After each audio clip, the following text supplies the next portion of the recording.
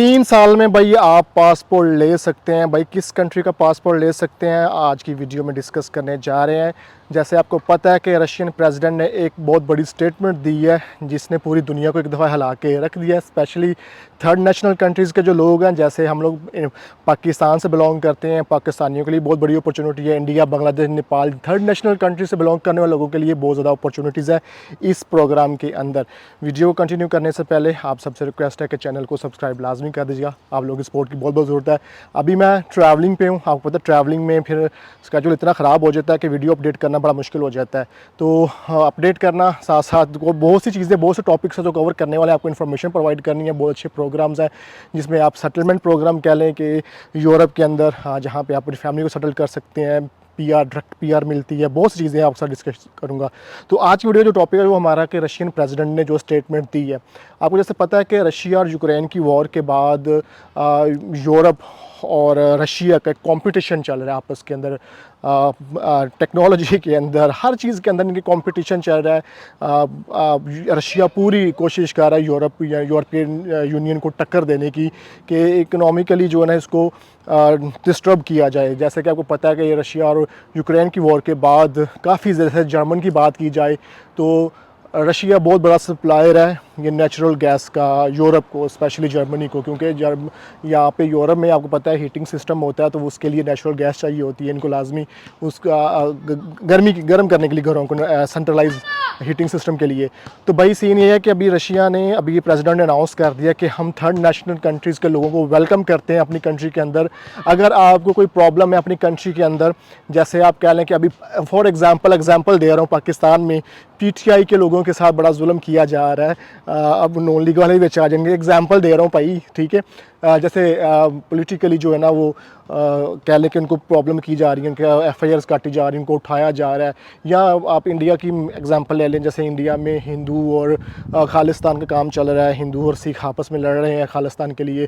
तो ये पॉलिटिकली जो है या रिलीजियस पॉइंट ऑफ व्यू से जब आपको थ्रेट्स होते हैं तो आप की जान को खतरा होता है तो आप फिर दूसरी कंट्री में जाके असाइलम करते हैं। तो अभी रशिया ने अनाउंस किया कि अगर आपको ऐसी प्रॉब्लम है, कोई ऐसे थ्रेट्स हैं, तो आप रशिया में आ सकते हैं, रशिया में आकर रह सकते हैं और 3 साल गुजारने के बाद आप एलिजिबल हो जाएंगे पासपोर्ट के लिए। अब इसमें गेम क्या है, आपने अप्लाई कैसे करना है आपको बता देता हूँ।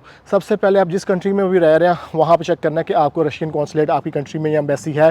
तो आपने एक बड़ा डिटेल और अच्छी तरीके का जो है ना वो अपने लेटर लिखना है एम्बेसी को, जिसमें आपने पूरी चीज़ें डिफ़ाइन करनी है। आप रशिया क्यों आना चाहते हैं, आपको क्या प्रॉब्लम्स हैं, क्या क्या नहीं है, सारी चीज़ें डिटेल में लिखनी है। एक प्रोफेशनल लेटर लिख के आपने कॉन्सुलेट या एम्बेसी को सेंड करना है। वो 15, 20 या 25 दिन ले सकते हैं, या मैक्सिमम 1 महीने के अंदर आपको रिस्पॉन्स लाजमी कर देंगे। रिस्पॉन्स करेंगे अगर तो वो आपका केस देखेंगे कि भाई आपको जेन्युइन प्रोटेक्शन की ज़रूरत है और आप जेन्युइन एप्लीकेंट है, तो वो आपको वीज़ा ग्रांट कर देंगे। वीज़ा आपको 3 महीने का ग्रांट किया जाएगा। 3 महीने में आप वहाँ पहुँचेंगे, रशिया पहुँचेंगे।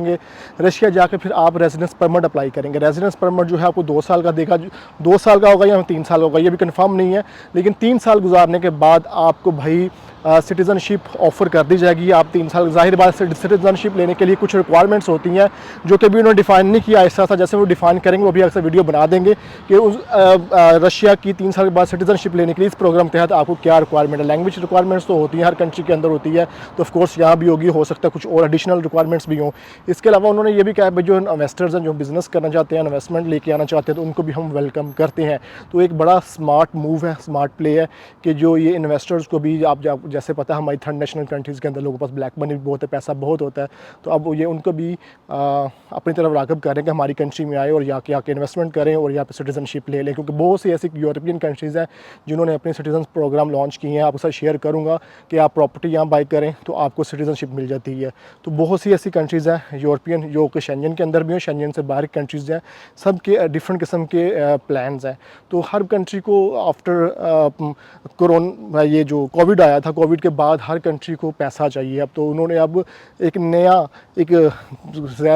स्कीमें लड़ाना शुरू कर दी हैं कि सिर्फ इन्वेस्टर्स को बुलाया जाए जो कि पैसा लेके आए, ब्लैक मनी हमारी कंट्री में लेके आएँ, और हमारी कंट्री में पैसा आएगा तो जाहिर है कंट्री की वेल्थ जो है वो बेहतर होगी। तो ये था जी रशिया का सीन कि भाई अगर आप रशिया जाना चाहते हैं, पासपोर्ट लेना चाहते हैं, तो आप भी इस प्रोसीजर को फॉलो करके रशियन सिटीज़नशिप ले सकते हैं फ्यूचर के अंदर। और आप मज़े की बात बताऊं, जो लोग टूरिस्ट वीज़ा पे रशिया जाना चाहते हैं तो उनके लिए और ज़्यादा आसानी होगी है।